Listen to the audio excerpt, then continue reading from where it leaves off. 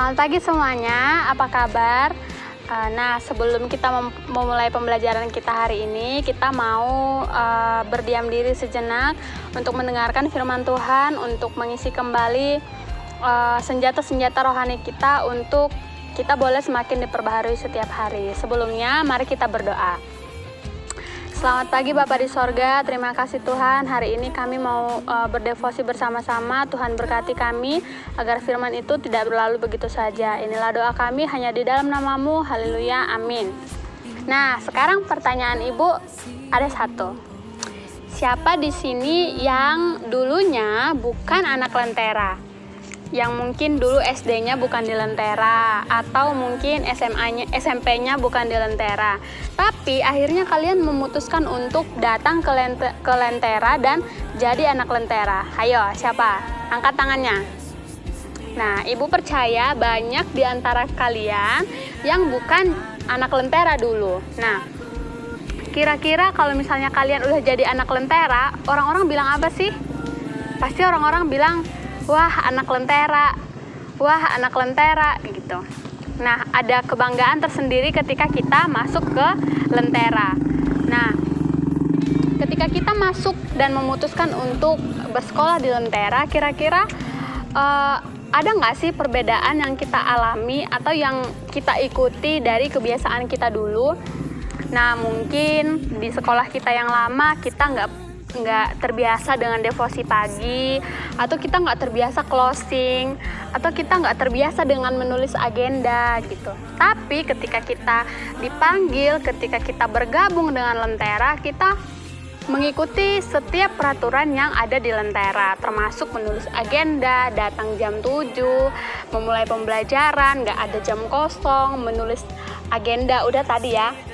Lalu harus closing, harus ada bulan bahasa, harus ada Natal, harus ada SSR. Pokoknya banyak banget yang kita ikuti ketika kita memilih, ketika kita memutuskan untuk jadi anak Lentera. Nah, kira-kira dari review yang Ibu berikan, kita mau bahas apa nih? Ada yang tahu? Nah, hari ini kita akan bahas tentang anak-anak Allah.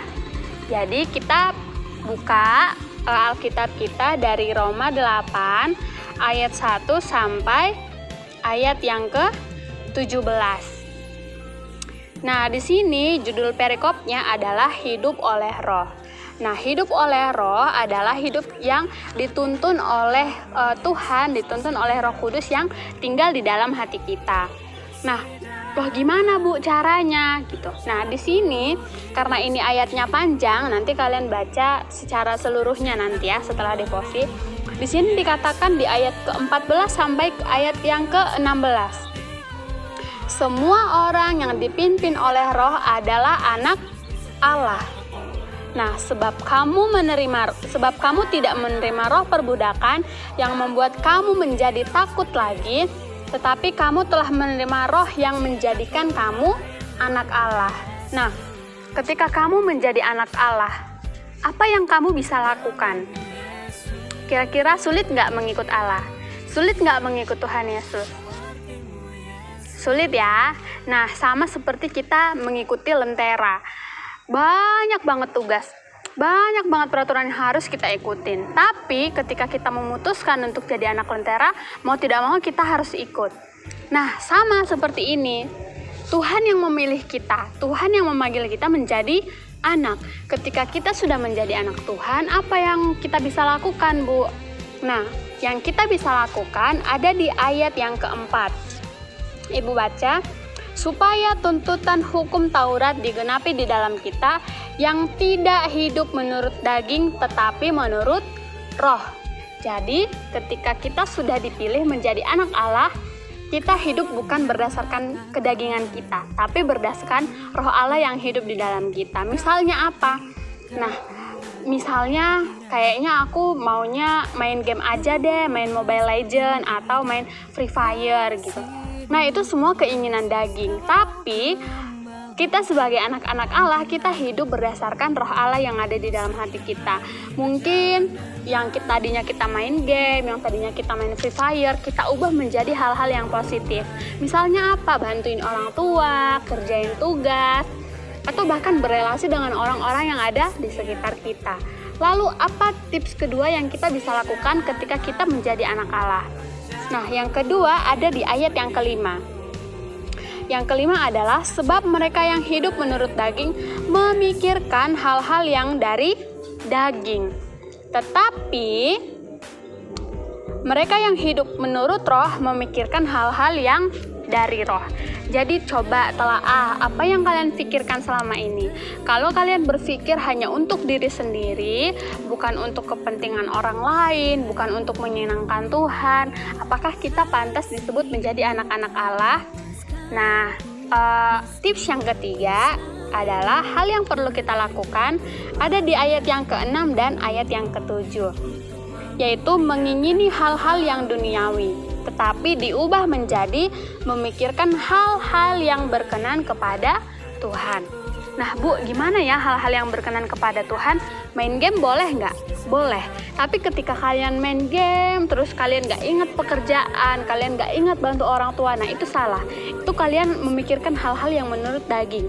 Menurut kayaknya enak aja deh Bu, kayaknya enak aja deh main game daripada bantuin orang tua ke ladang atau bantuin orang tua masak. Nah itu keputusan-keputusan yang jika kita hidup berdasarkan keinginan kita atau berdasarkan daging kita. Sekarang kalian adalah anak-anak Allah yang sudah dipilih Allah, yang diangkat menjadi anak. Nah ketika kalian menjadi anak lentera, bangga ya. Nah jauh lebih bangga ketika kita menjadi anak Tuhan. Nah ketika kita menjadi anak Tuhan, hiduplah menurut perintah Tuhan. Sulit nggak kira-kira? Sulit nggak ya? Nah, pasti ada sulit, ada nggak sulitnya. Nah, sulit ketika kita memulai kehidupan baru. Maksudnya apa? Ketika kita benar-benar menghilangkan hal-hal yang bersifat duniawi dan memilih mengikut Tuhan. Kita meninggalkan semua yang enak-enak di dunia. Kita memilih untuk hidup bersama Tuhan, memikul salib, melakukan hal-hal yang mungkin di luar kemampuan kita. Tapi ketika kita merasa kita tidak mampu, ada pertolongan yang dari Tuhan. Kita ingat, kita ini anak-anak Tuhan, dipersiapkan menjadi orang yang bisa menjadi berkat untuk orang lain. Oleh sebab itu, Ibu berpesan ketika sekarang kalian sudah menyadari bahwa kalian adalah anak Allah, hiduplah menurut apa yang menjadi benar di hadapan Allah, bukan berdasarkan keinginan sendiri. Nah, devosinya sangat singkat, tapi Ibu mau kalian tuliskan komitmen apa yang kalian bisa lakukan ketika kalian menyadari, oh aku ini anak Tuhan, oh aku ini udah diangkat sama Tuhan. Kira-kira aku mau apa ya? Aku mau komitmen apa ya? Gitu. Dari hal-hal yang kecil, misalnya dari jam 7 sampai jam 8 aku mau devosi, jam 8 sampai jam 10 aku mau kerjain tugas, jam 10 sampai jam 12 aku mau bantuin orang tua. Nah, hal-hal yang seperti itu akan membiasakan diri kalian untuk benar-benar hidup berdasarkan apa yang Tuhan inginkan. Nah, sampai di sini devosi kita. Selamat belajar, Tuhan Yesus memberkati. Mari kita berdoa. Kami menyadari Tuhan kalau ternyata memang kami adalah anak-anak Tuhan. Ampuni kami ketika di dalam perbuatan kami, di dalam perkataan kami tidak mencerminkan bahwa kami adalah anaknya Tuhan.